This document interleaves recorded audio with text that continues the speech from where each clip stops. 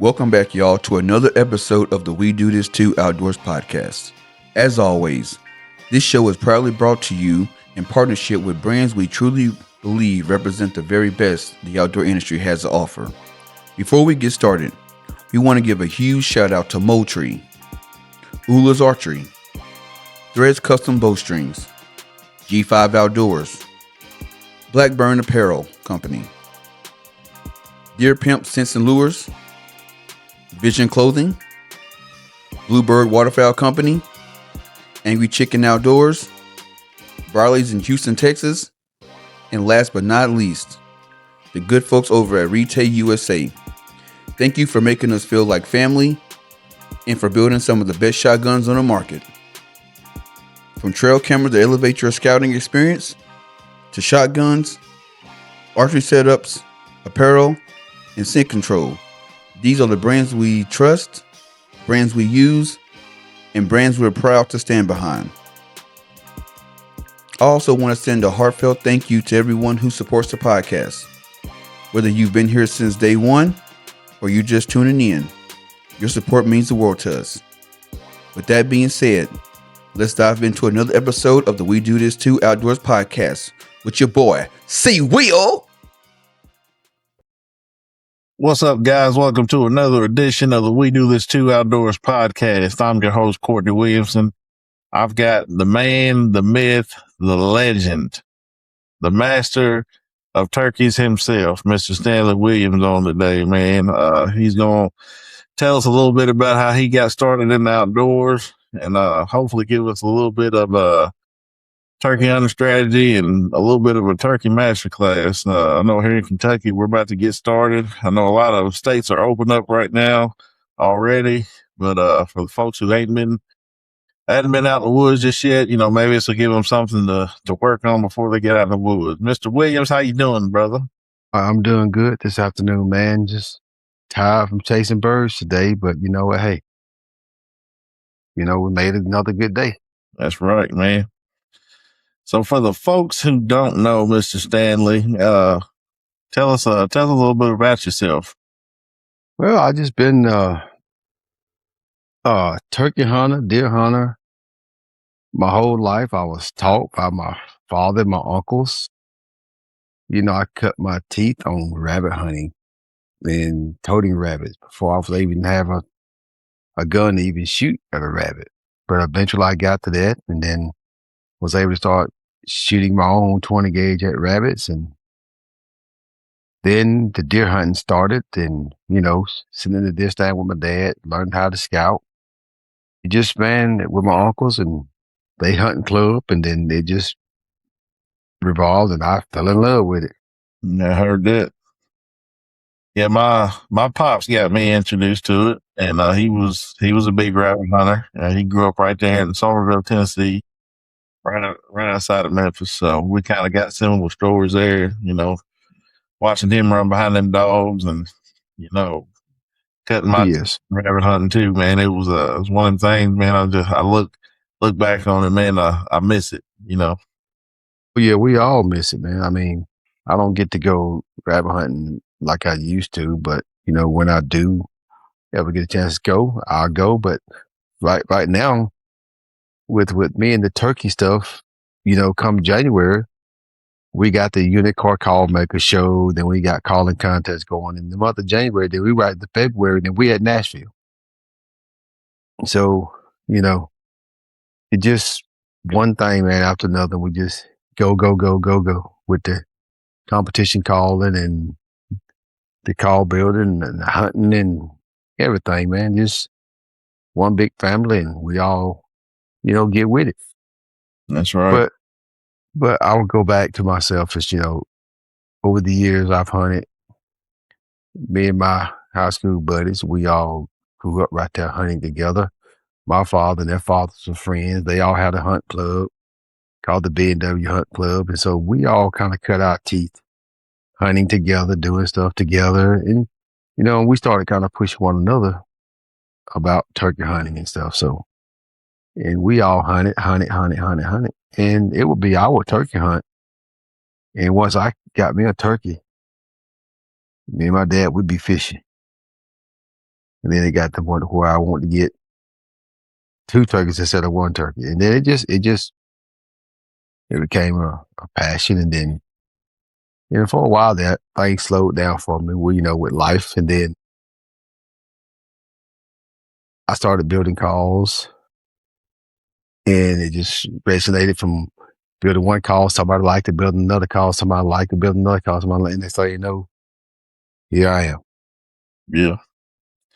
So what your first turkey hunt was that, I'm guessing, when you was a kid with your dad? Nope. My first turkey hunt was by myself. By yourself.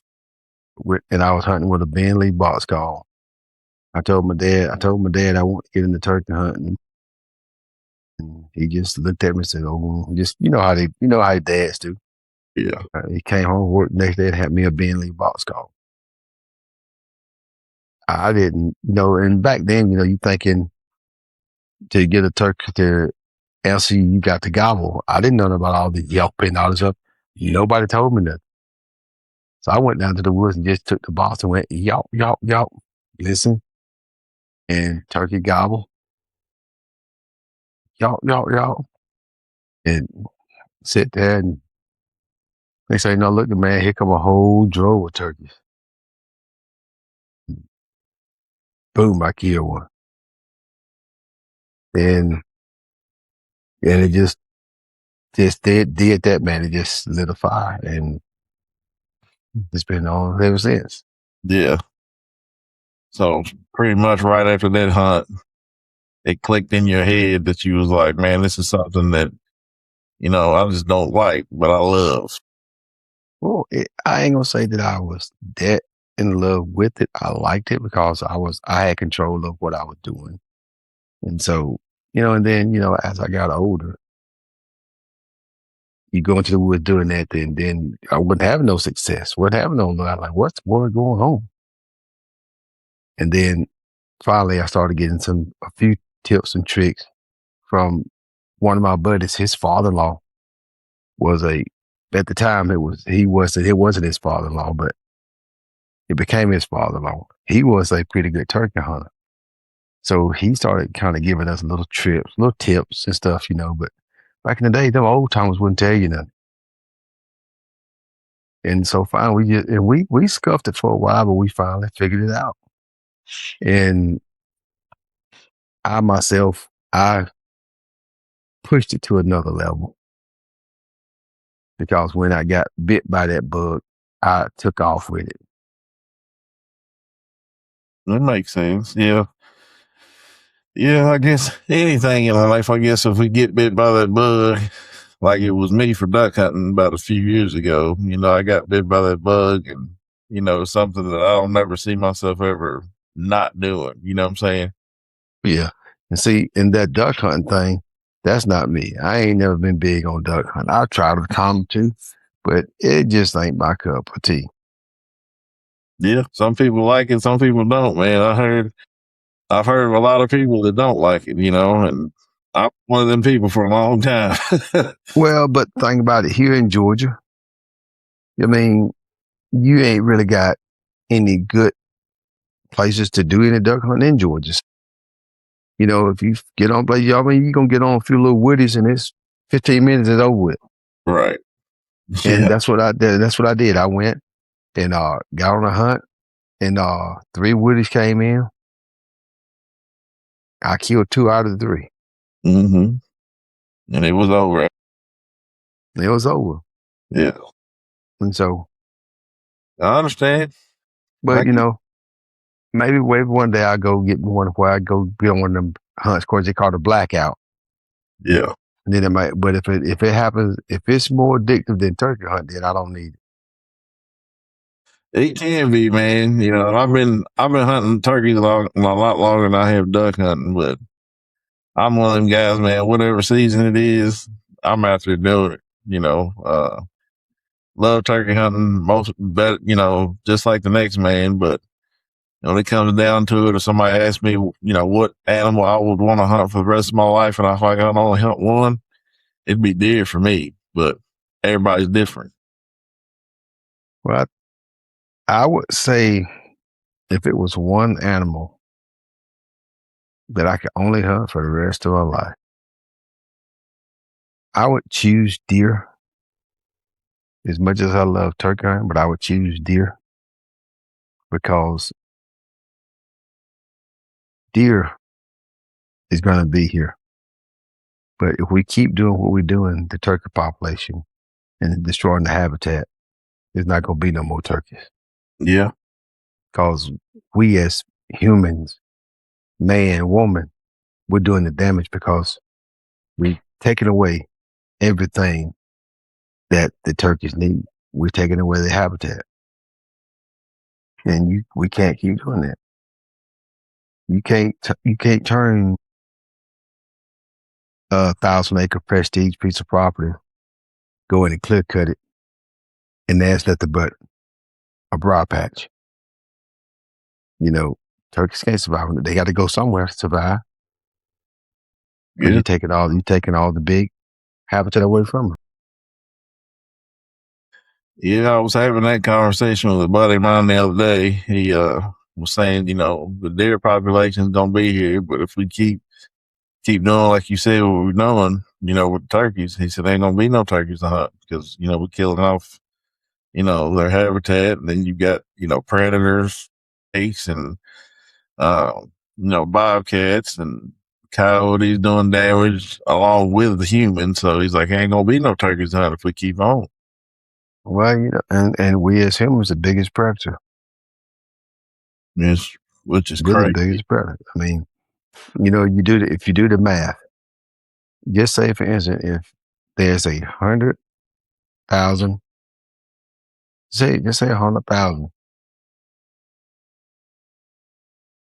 No, let's not even go there. Let's just say 50,000 people. 50,000 in every state harvest a turkey. One turkey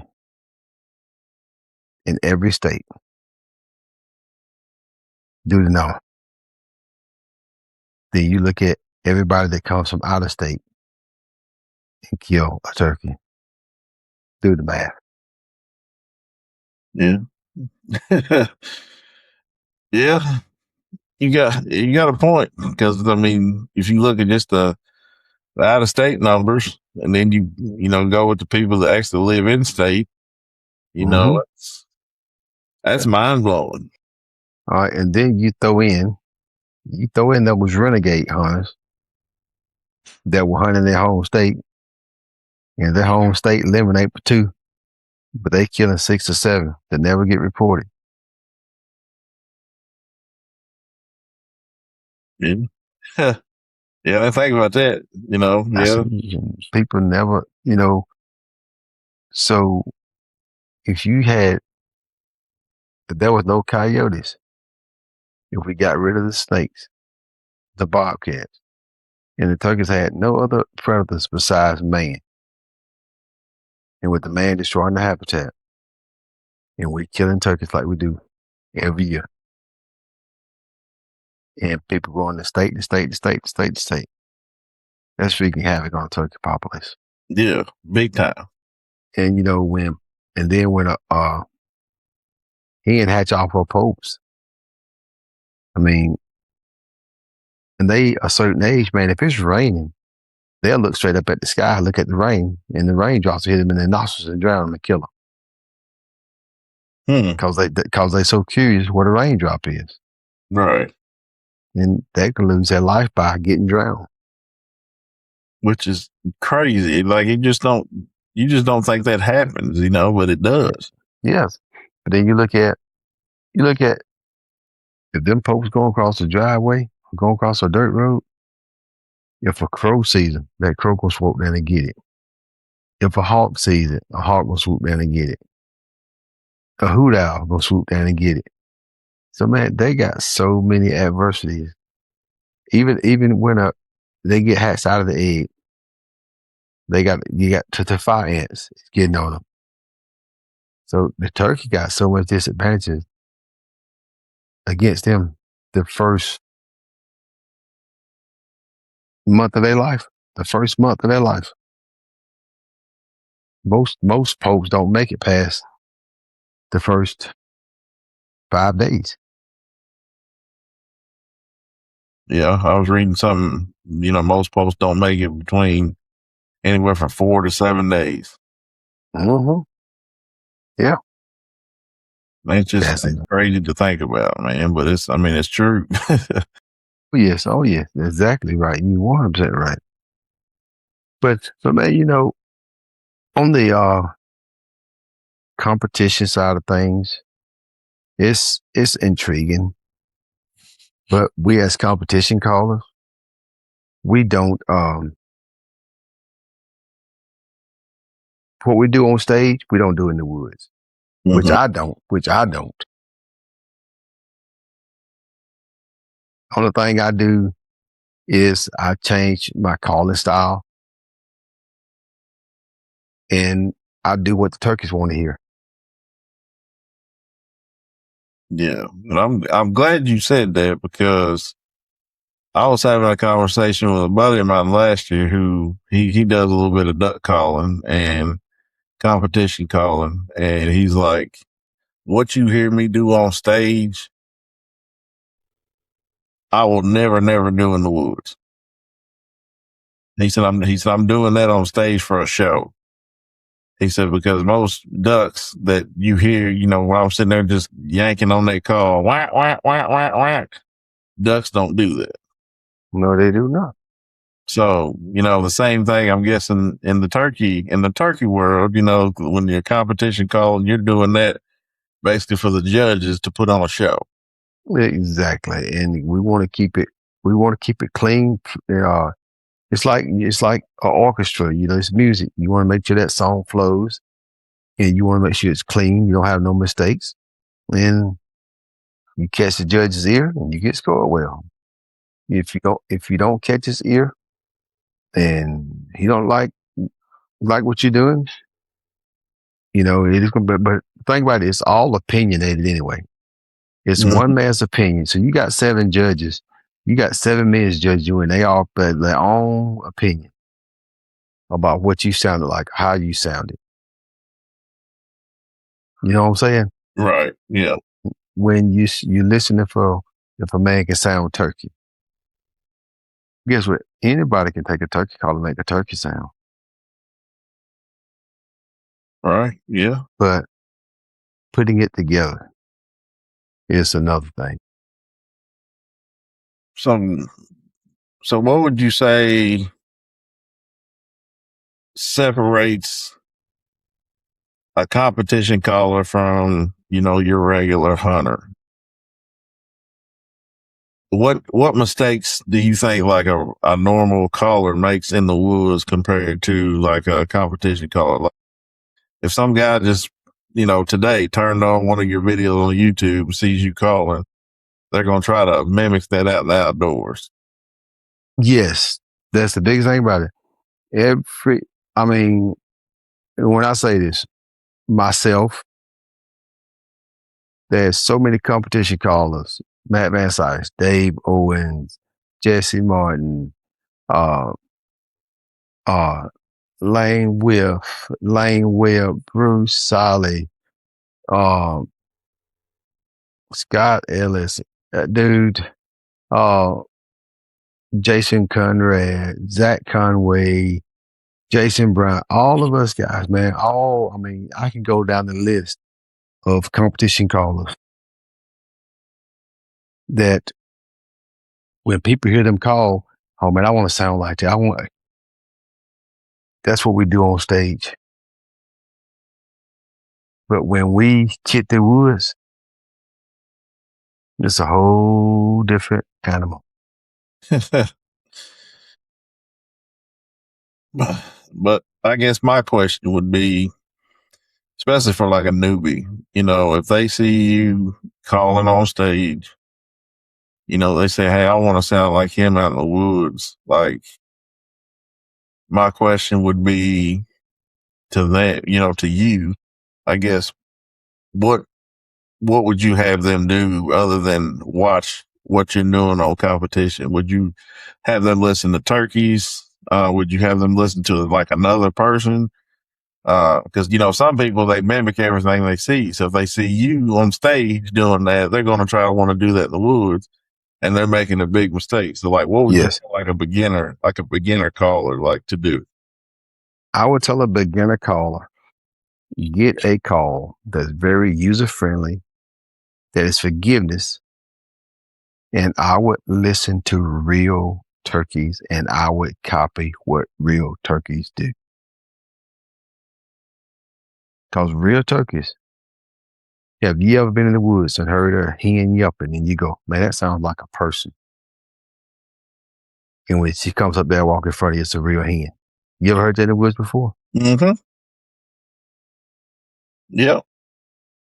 Exactly. But compare her to what we do on stage. Yeah, But it's amplified. yes, so when you heard that real turkey sound that bad, and if you had to score that turkey, how would you score that turkey? Would you score that turkey good or would you score that turkey bad? Probably bad. But why? It was a real turkey. Yeah, but it's not. It don't matter. It's a real turkey. Yeah, you're right. But I get what you're saying. But like, How can you say, if it's a real live turkey, how can you say the turkey is doing it wrong? How yeah, can you say she's doing it wrong? you can't. I mean, That's exactly right. You can't. So that's when it becomes very objective and opinionated. Because right now you have a turkey yelp in your mind that you want to sound like. Am I right? Right. And I don't care what I say. If I'm running the call and if I sound like that hen that you like in your head, you're going to score me good because you like that hen. Right. But if I don't sound like the hen that you really like, then I got to really do that call very well to persuade you to give me a good score. Yeah, it's now as you put it that way, like you said, it's all opinionated. Yes. Because if I'm thinking of what my hen sounds like, and then the judge next to me has an idea of what his sounds like, and the way you're calling doesn't sound like the way I'm imagining, it's like, oh, he's terrible. That don't sound like I'm thinking of. That's right. And then you got 7 judges. You got 7 judges listening to you call. And so they going, okay. So you got 7 judges critiquing you. So it's tough. And I've sat behind that curtain and judged. You sit behind that curtain and you judge 25 or 30 callers and you listening to that many callers and everybody yelp. It starts running together. You start like, good gosh. Yes, I sit behind the curtain and judge. It's tough. I guarantee it. But yeah, it's tough. So what made you want to be to get on stage and be a competition caller? I wanted to, well, it's kind of weird. I figured if I start being a competition caller, more people would know about Black Lightning game calls and it would try to help me, do more. Then, and me being playing sports my whole life, being competitive, and I started the competition calling. If you're a competitor, you don't like losing. Right. And then when you lose and you beat yourself, oh man, I know I can do better than this. And I started just pushing. But then along the way, I had a lot of good people that helped me. I mean, Richard Gunn was the first one to help me. Mr. Joe Drake, Little Moth Fussell, Uh, Terry Phillips, Don Ship, Parrish Elliott, Sally McGraw. Man, it's so many of the guys on the calling circuit. Bobby Woods has offered so much help to me. And, and when they hear you calling, they'll critique you and tell you what sounds good, what sounds bad. And so that's what I'm saying, man. And it started, man. And when you get the right people in your corner that work with you, help you, and give you a true friendship, man, it means something. For sure. Yeah. So you started calling to try to get those black lightning calls, try to get some sold and, try to get your name out there or whatever. Yes, exactly. And then next thing you know, man, but I just wasn't satisfied being back of the pack. And then kept on chopping. The next thing you know, boom, I get qualified to go to Nashville. And when I first got qualified, I didn't go to Nashville because I didn't feel that I finished third place and the two guys in front of me was already qualified. So they said, Stanley, you qualified to go to Nashville. In my mind, I didn't win it. I'm not qualified to be there. So I kept on. The next year, I had a awesome contest in Claxton, Georgia. And I finished second. But when I finished second and some of the people that was in that contest, when I finished second, I felt that I earned that spot. So then I went to Nashville. And when I got to Nashville, it was a rude awakening.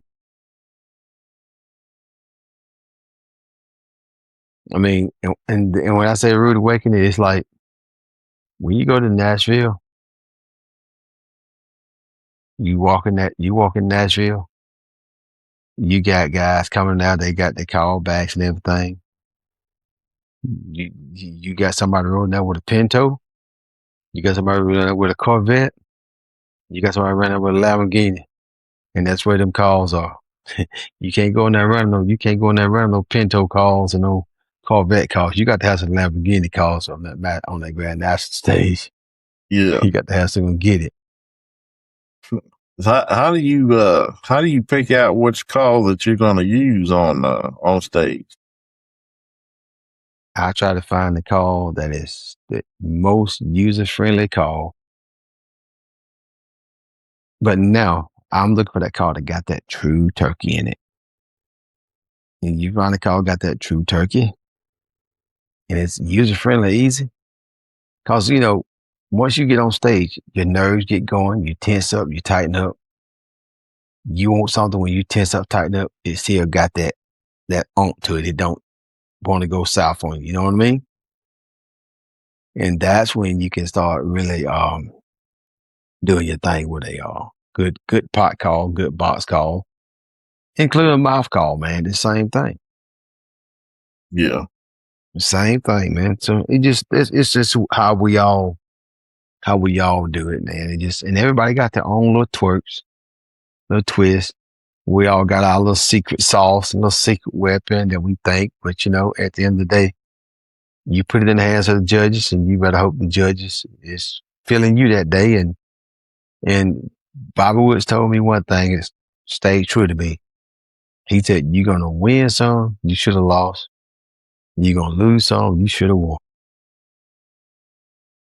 And that stuck with me because I've been to contests and I know other people have been to contests.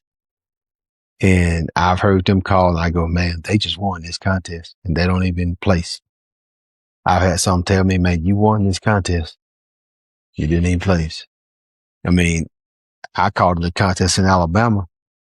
But when I got finished, Eddie Salter himself, my brother Bruce Sally, a lot of them guys said, man, you don't won this contest, man. You outcalled all of us. I didn't even place. so, and then I went to contest 4 and I've had little slips and bobbles and I go, man, I'm not in this one. I'm done, and place or win it. So I don't know, man. That seems like it would be, well, as a guy that played sports all his life as well, and super competitive, don't like losing, you feel like the days that you feel like, everything's working for you, everything's sounding good, you don't place. And then the days that you feel like you sounding like awful or terrible, you end up placing or, whatever, but you're still having to go against these judges who are critiquing you and whatever. And half of these judges can't call nowhere near as good as some of these guys that are on stage. It's like, go back in your head. It's just like, so why are these guys critiquing me on what I'm doing? Well, but some of the judges So that just seems like it would be. No, but some of these judges that we got are world champion callers. They've been world champions before. They judge behind that panel, and Oh, okay, I got you. I don't know what happened, man. You froze on me, but you good. Okay, but no, man. Some of those judges, man. Yeah. Some of them judges, man, are world champion callers, grand national callers. Done won U.S. Opens, all kind of major contests. But the thing about it is, we all have our own turkey in our ear. So that's where it becomes all opinionated. But, I mean, I can sit up under that curtain. I've been around the calling circuit long enough to know I can sit up under that curtain.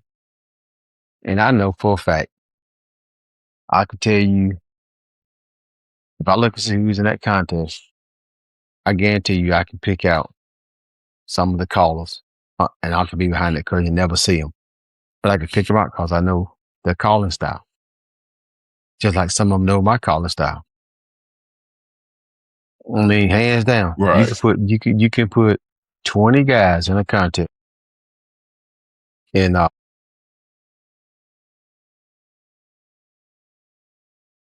we still connected? Yeah, you good. I can still hear you. Okay, and you can put 20 callers in a contest, and I guarantee you, if they put the Kiki run in that contest, I could bet you money a judge would pick me out and say that's Stanley.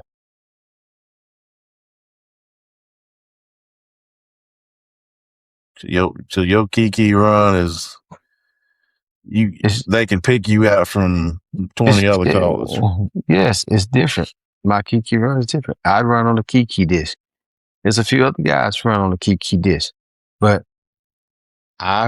my Kiki is different. It has that little to it, and people know it.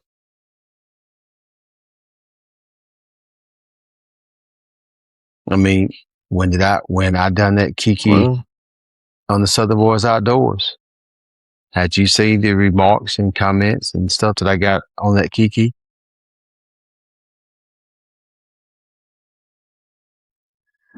Yeah, I was sitting there looking at all the comments, and I'm like, dude, this man sounds like I've never heard it done that way, for one, because everybody that I learned from growing up, they did it for, 7 to 10, 15 seconds. They did it real, real long. And then when you were showing this, you said that's how a real turkey sounds in the woods. When you were saying, I listen to real turkeys, and this is how they do it. Everybody's Kiki run is too long. This is how short it needs to be. And I was like, that makes a lot of sense. Yep. And honestly, truthfully, I think I gave away too much information on that.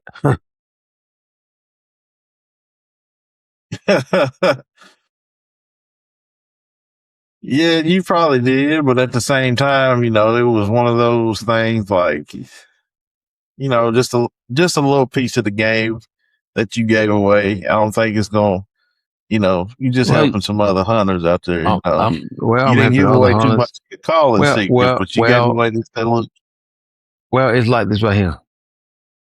The Kiki is not the only call in the contest. So there's 3 other calls or 4 other calls that you got to do. But at the end of the day, you still got to beat me. And right? I'm gonna give them all they need if they're gonna beat me. Yeah. I just keep doing what I'm So, doing. so, so speaking of, the Kiki run, like when, if you can answer this, you don't have to answer it if you don't want to. Like when in the woods would you use that? It just depends on. It's not a certain time I'm gonna use it right here. It's just when you interacting with birds, give them something a little bit different. Throw something at them different. Everybody want to do the plain yelp, but they want to be cutting. They don't do exciting yelping. Sometimes throw something a little different at them. Yeah, just something to throw a little something different. Yeah, I mean, you could be yelping, yelp, yelp. Then I was going to throw a kiki in there. Beep, beep, beep, beep, yelp, yelp, yelp. You change the game by doing that. You change the game by doing that. And that's what so many people, they are afraid to throw something different in there because they think they're messing up. No, give it a try. I mean, if you listen to turkeys making all kind of sounds every day. Yeah, I mean, I was watching after talking to you, I got on YouTube and just typed in, like turkey sounds, and there's this guy that popped up. I can't remember his name, but like he literally watches turkeys for a living, videos them, and like interacts with them and whatever. Like, Mr. and some of Mr. those, Mr. Denny Govers. yes, sir, yeah, that's him. I knew exactly who he's talking about. And then like some of those sounds I had never heard before, Mm-hmm. and it's like, most hunters need to watch these because you actually see what these turkeys, the sounds these turkeys are making, and you can mimic those when you get in the wood. Exactly. Turkeys make so many sounds, it's unreal. Listening to them in my yard is unreal. Yeah, man. It's unreal. So what's one thing in your mind that you think that most hunters think they know about turkeys, but they really don't?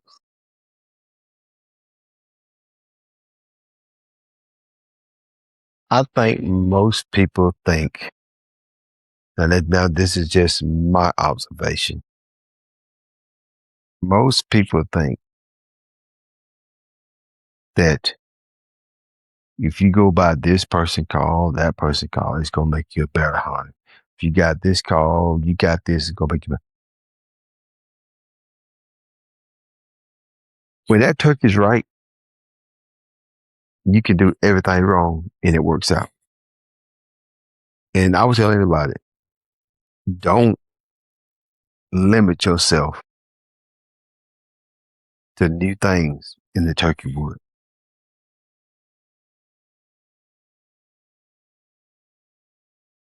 Don't limit yourself to new things in the turkey. Okay, all right. If you got a black lightning call in your bag, if you got a David Holliver's call in your bag, if you got a Woodhaven call in your bag, okay, and you can say, hey, you got a houndstooth call, and you can say, Stanley, I'm gonna run your black lightning. You hitting that black lightning call ain't nothing.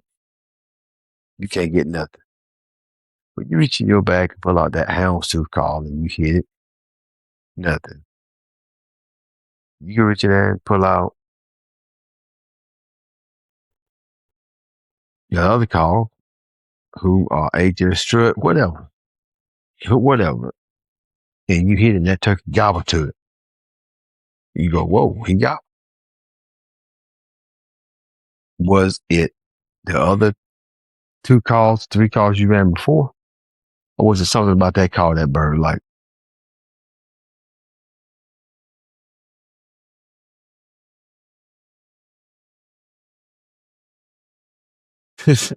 I ran into that before, man. So, and I always felt like say the 2 calls that I was running that they didn't, respond to, and I picked up that third one. I thought maybe I was just not, I wasn't hitting the calls right. I was striking, I was hitting like a bad note, if it makes sense. No, well, I'm gonna say it to you like this right here. Turkey call vocabulary is it's what you call an increment, right? What 2 people can call you right now in your voice, and their voice will resonate with you right now. If they called your name, you'll perk up. My mama and my daddy, I guess. Guess why? Guess why? The time you came into this world, for 8 months, you heard your mother's voice every day, didn't you? While you was inside her stomach, that voice is imprinted on you, right? All right, then you got older, your dad started talking to you. That voice got imprinted on you. You can be in a room with 50 people in there. I guarantee your mama can walk in there and call your name, and you know that's your mama. Yep. So think about this. If that hen is a raspy yelping hen, and she sat on that cluster of eggs, the whole time she was yelping, they heard a raspy yelping, didn't they? Yep. So when that bird, you in the woods hunting that bird, and you yelping with a clear yelp, and he don't respond, you go to a clear note on the front, little rasp on the back, you don't understand, and you go all rasp, and he respond to you. You go, wow. So now, how will you call that bird from then on? Would you call clear? Would you call clear raspy, or would you call all raspy? Or whatever, which one ever she responded to. So I guess it'd be the raspy one, right? Exactly. Cause guess what? That's what's imprinted on him. He has a raspy. So if you go in the woods and you yelping with a clear yelp, and the turkey's jumping all over, gobbling it, you keep a clear yelp. If he got a clear note on the front, rasp in the back, that's what you run to that turkey. If it's all rasp, that's what you run to that turkey.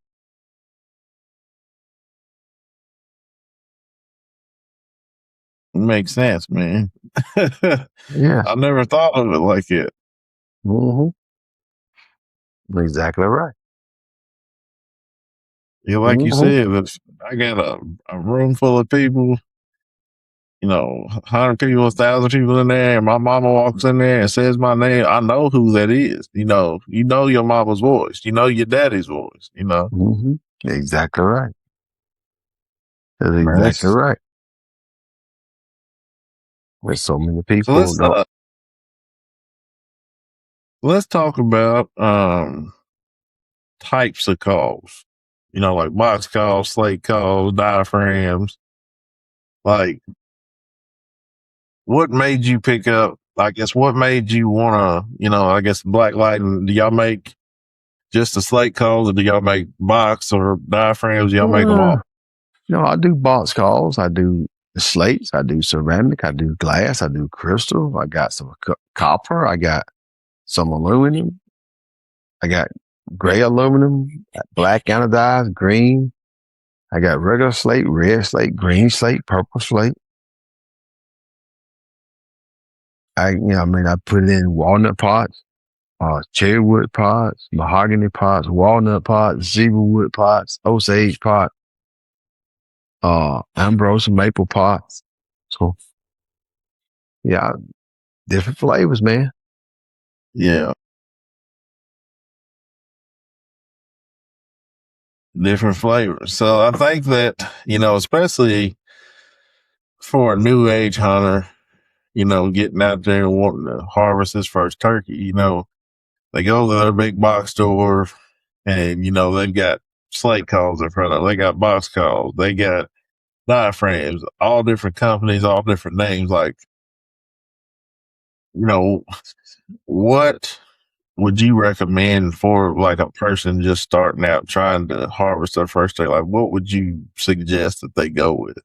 Me, myself, I would tell anybody that just getting into turkey hunting, wanting to start learning turkey hunting, I would tell them, go find them the, I don't know what somebody's financial situation like. I have no idea, but they can go get and invest in them in a good slate call and good striker. And for a mouth call, I would go find me a nice straight double reed call, learn how to run those calls before I started trying to add more on my job, to get it done. You know what I'm saying? Yeah. So you have to, and when I say job, and when I make the statement job, okay, it's a job picking out good calls, good strikers. It's a job. Yeah. I'd It's a say it is, job. because I mean, you got to find that right one that, is talking turkey to you. You know what I'm saying? Well, you're trying to find that call that gives you that hand that you got in your head.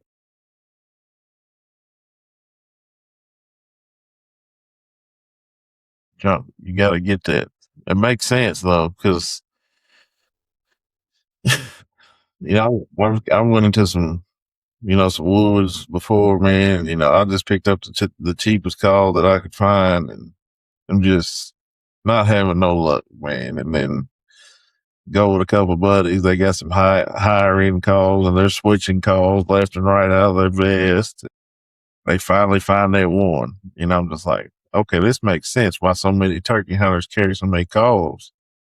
They got to find that one that's hitting. And once they find it, it's game on then. But now what I do is I'll find that one good call, and then I try to find 4 or 5 different strikers to run on that one call.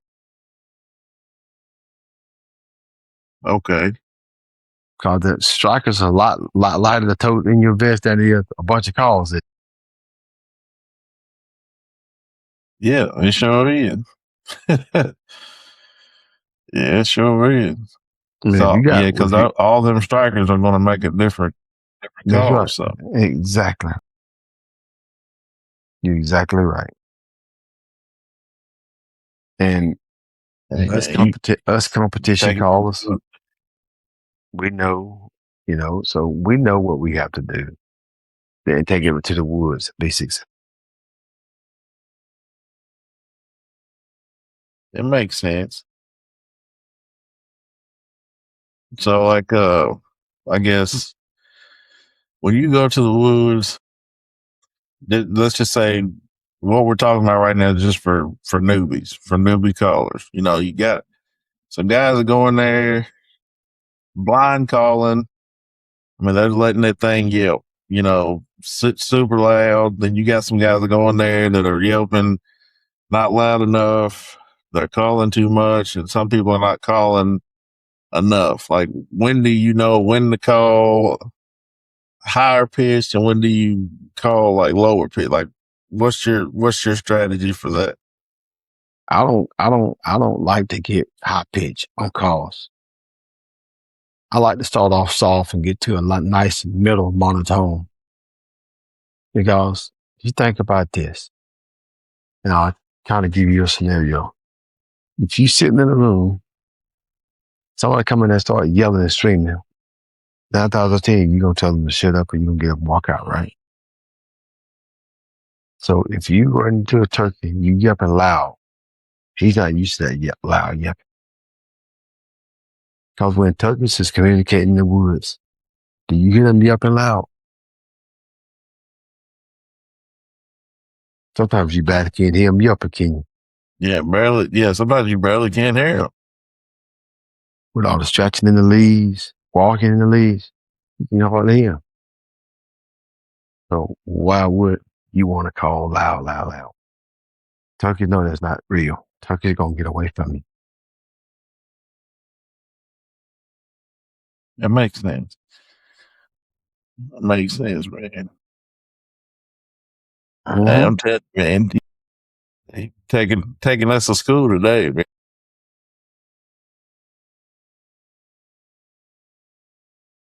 Like, so in your mind, we're gonna change, switch it up just a little bit from turkey hunting. From when you got into the outdoor industry, as an African American caller, African American hunter, like, do you feel like the industry is changing? Like when you first started, getting in it up until now. Man, what people need to realize is everything changes every day. It changes every day. Nothing stays the same. Everything changes. But you have to put yourself in a position to grow. And if you put yourself in a position to grow, whether the system, industry, however you want to call it, accept you, be true to yourself, be humble, enjoy what you can enjoy, control what you can control. Don't sweat the small stuff, because it's all small stuff. And you'll be all right. It'll be fine. Because the industry is what it is. It's an industry. Hey, it's no different than basketball, football, or any other professional sport, right? So how can you say the industry not doing me fair, not doing me right? It's vicious out there. You just have to stay true to yourself, and build friendships, Right. and then the industry will be what it's going to be. Be what The industry. That's right. So, getting to the end of us here, man. I appreciate you coming on, but like, what advice would you give some up and coming, turkey hunters or hunters, period, coming up in this industry that want to get started and kind of take the path that you took? First of all, I tell them, stay true to itself, be honest, build friendships. And if you want to be a part, you either can be someone that has a product, you can be someone that supports a product, but you have to have something to give back, whether it's your time, a call, your effort. It's always something that you got to give back. Because this day time, you got to give to get. And most people will give, but there's a lot more takers out there than there are givers. So you just have to stay true to yourself. And if you friend somebody up, you be their friend. Don't be their friend because they got this. You be their friends because you want to hang around them and be with them. Right. Yeah, that makes sense. Because I feel like a lot of people nowadays, they want to get around somebody that's in the position that they want to be in, and they're befriending them, but just because they want to be in that position, if that makes sense. Yes. Oh, yes. A lot of people will friend you up just because they won't say, "Oh, that's my friend, that's my buddy." It's wild. Yeah. See, this cutthroat out here. It really is. Like you said, just stay true to yourself, befriend people and just do the best you can, man, and you'll make it happen. I mean, and you think about it, man. I mean, in 2024, I had a heart attack. And, I'm still here. Right. God has a plan for me. So whatever his plan is, it'll be what it's gonna be. That's right. Yeah. He wasn't through with you yet, man. You still got plans. He still got plans for you here, man. He was like, it ain't your time yet. Get back out there. Exactly. So, man, but I'll tell anybody, if you can find something that you love to do, if you can do it respectfully and make money, make friendships, do it. Right. Yeah. I ain't promised to you. Joe ain't here today, gone tomorrow. Yep. That's exactly right. That's Yeah. right. But man, I've been blessed, man. I've had a great time with the calling, with the deer hunting, with the turkey hunting. And, if I never kill another deer, if I never kill another turkey, I'm okay with that because I've had an opportunity to kill some of the best deer, some of the best turkey, rabbit hunt. I've been around some of the best of the best when it comes to doing that. So I have no Right. regret. I have no regrets. None. That's good to hear, man. Yeah. Well, I'm glad I had a chance to meet you last year at the NWTF. But it's Proud nice meeting you in the family too, man. to call you my friend, and Yes. Likewise. I'm just like you said, man, I'm always rooting for you. Keep doing what you're doing, and you know, Black Lightning will be around here forever, man. Just keep doing what you're doing.